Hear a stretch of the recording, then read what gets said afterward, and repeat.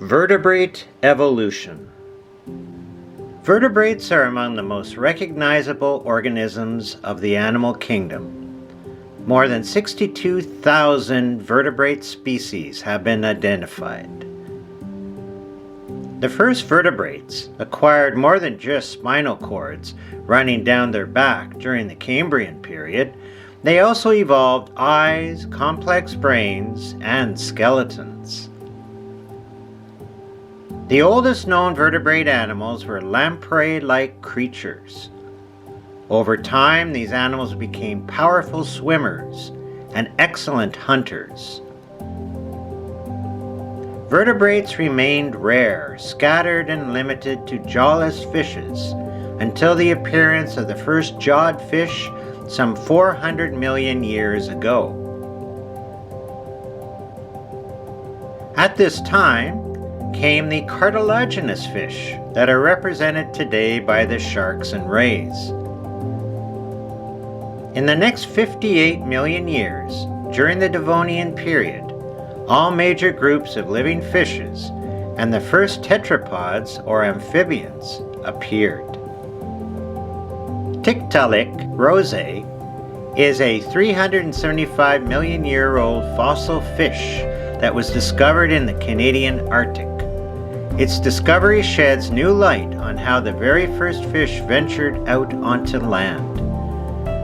Tiktaalik had a flat head and neck, but also fins, scales, and gills, meaning it has features belonging to fish and the first four-legged limbed creatures.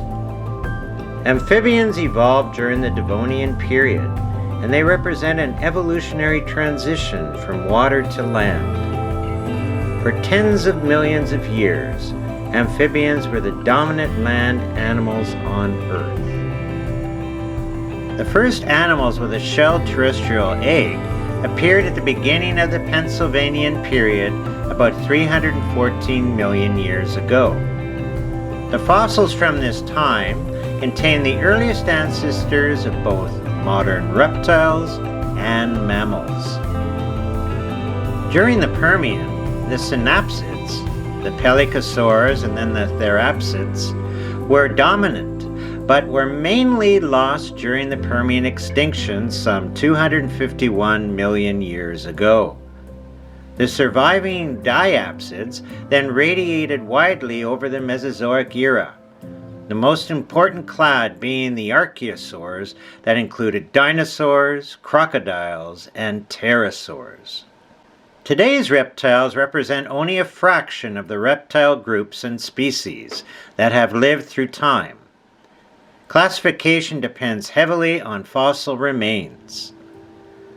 Some major families of reptiles include the testudines, which are turtles and tortoises, the Plesiosauria, extinct marine reptiles with paddle-like limbs, the Ichthyosauria, extinct marine reptiles with fish-like body shapes, the Sphenodontia, the tuatara from New Zealand and its ancient relatives, the Squamata, lizards and snakes, the largest living group,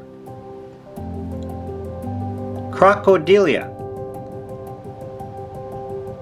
alligators and crocodiles, Pterosauria, extinct flying reptiles, Ornithischia, dinosaurs with a bird-like hip, Saurischia, dinosaurs with a lizard-like hip, including the ancestors of birds.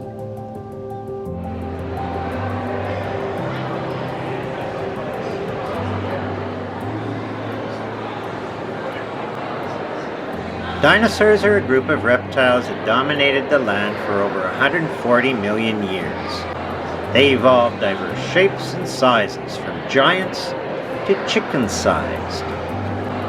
One of the reasons for dinosaur success is that they had straight back legs, perpendicular to their bodies.